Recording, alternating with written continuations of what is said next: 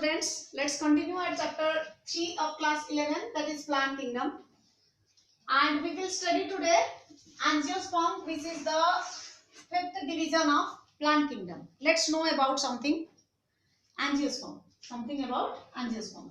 Angiosperm means, angio means covered and sperma means seed. So, angiosperm means covered seed. So the species of angiosperm has their seed covered with ovary bulb, and its general characters are they are found everywhere, and they acquire the majority habitat in the earth, and they have a great variety and a great diversity on earth.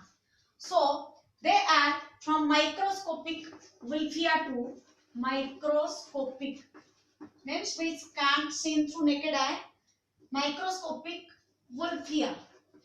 The plant name is Wolffia. 2. More than 100 meters long eucalyptus.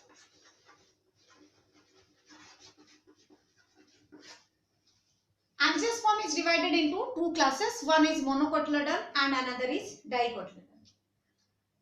The plant which have a single cotyledon is called monocots. Monocot having single cotyledon, and dicot having double cotyledon. They have different economic importance. They are used as food, as fodder by the animals, as medicine, and for commercial purposes also, and for ornamental purposes. All the purposes are done by the species of angiosperms. Angiosperms show diplontic life cycle. Diplontic life cycle means its majority of time period, majority of its life cycle is spent through sporophytic generation. Sporophytic generation means 2n generations.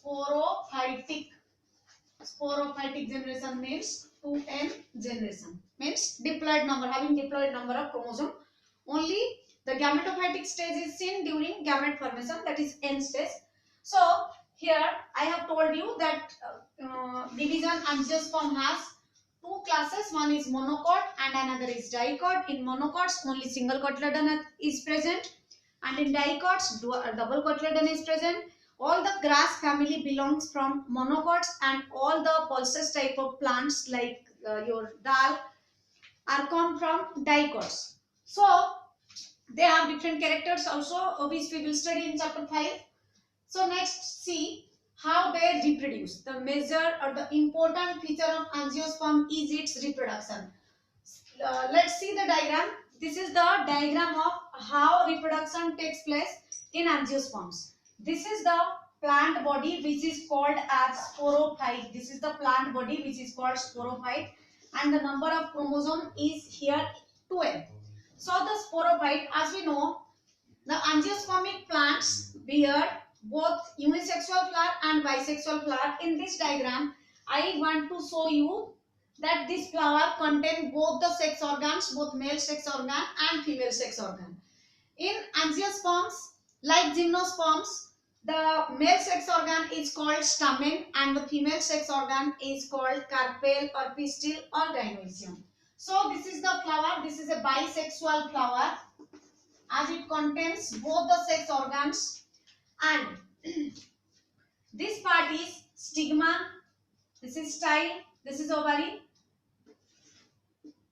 Okay, this part is its megaspore mother cell in which ovule is formed or present. This is the egg cell. After maturation of ovule, it is converted into egg cell. This is the spore or egg cell, which is formed due to the fertilization of, this is zygote. Let's understand through in this sequence. This is a bisexual flower. In bisexual flower, the male part is stamen. Stamen is consist of anther, and this part is called filament, which holds the anther. This part is anther and this part is filament. Then anther has microsporangia. Anther has microsporangia, inside which microspore tetrad is formed. So here 1, 2, 3, 4.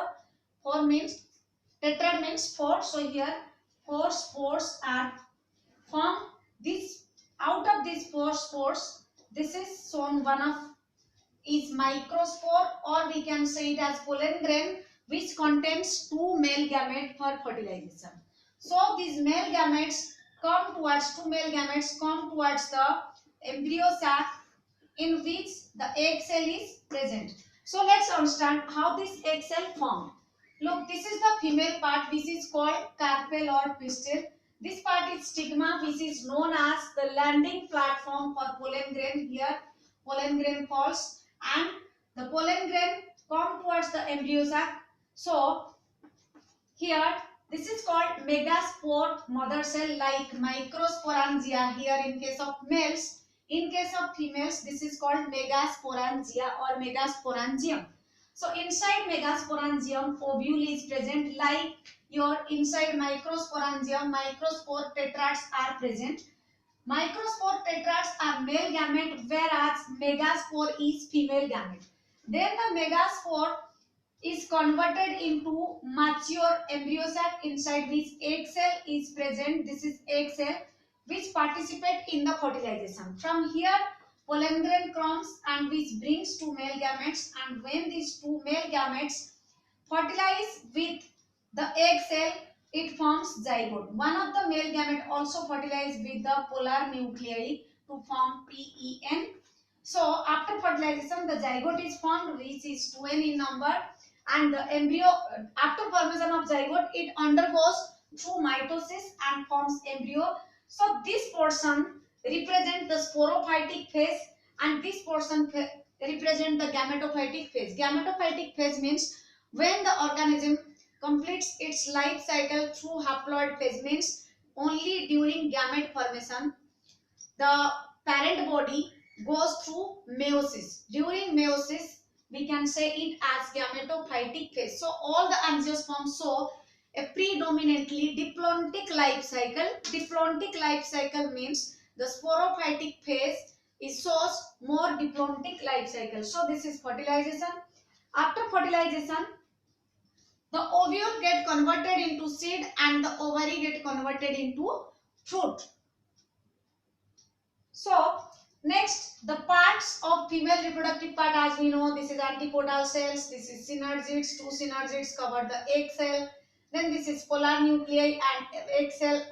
Polar nuclei, when male gamete is fuses with it, it forms PEN or primary endosperm nucleus. During embryogenesis, it retains the nutrients from the primary endosperm nucleus, which is remain in the seed formation. So this is all about angiosperms. Next we will study about different type of life cycles, that is haplontic, diplontic and haplodiplontic life cycle.